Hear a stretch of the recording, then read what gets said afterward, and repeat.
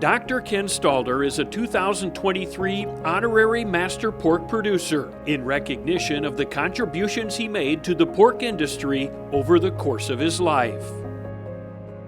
I first met Ken actually as a student here at Iowa State when I was doing my graduate work. I was at the National Pork Board and he was on the Animal Science Committee. And then as soon as I arrived at Iowa State University, he buddied up. Ken and I got here to Iowa State pretty close to the same time. Just before the pandemic is when the first time I met Ken, and that was the first time I was introduced to this department.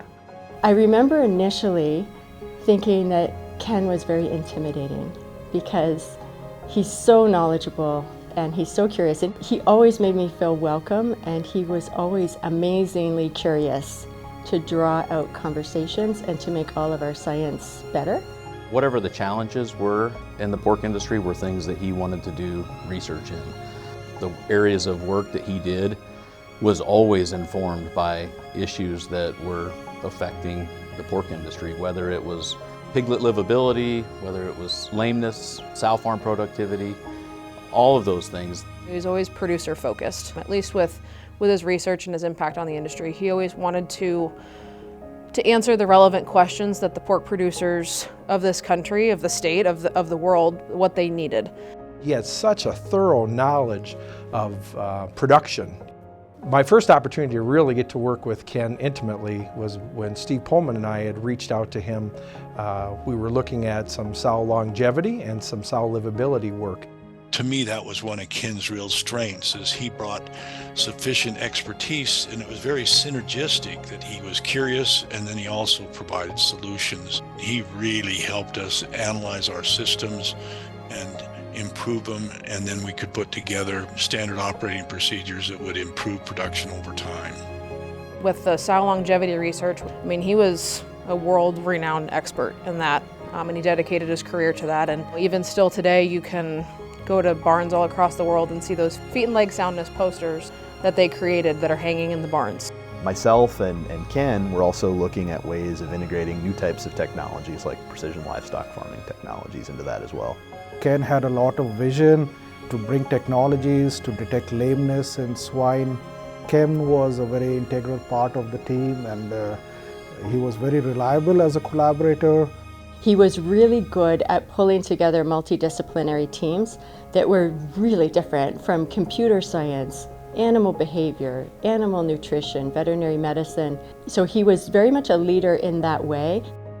It's a gift that not a lot of people have, that can understand spreadsheets and data, but also have the capacity to understand how it can be impactful in the industry. He built human capacity to solve problems in the industry. And Ken was a really good researcher. He was an industry leader, incredibly intelligent, very accomplished. He didn't only talk about the pork industry. We talked about the pork industry a lot with Ken, but the other things he was very proud of was his family. He talked about his wife and kids a lot. He was a big proponent of work-life balance and the importance of family, and he would stress all the time, hey, it's great you're working hard and doing good things, make sure you're taking enough time for your family.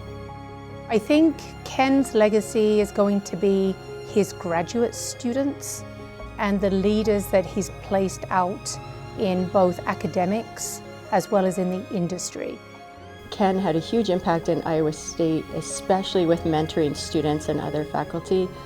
My students lined up to have time with him.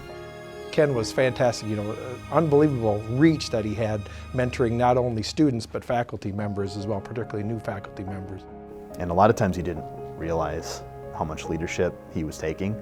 Ken was a person that wanted to bring together a great group to work towards our common goals and interests in animal agriculture.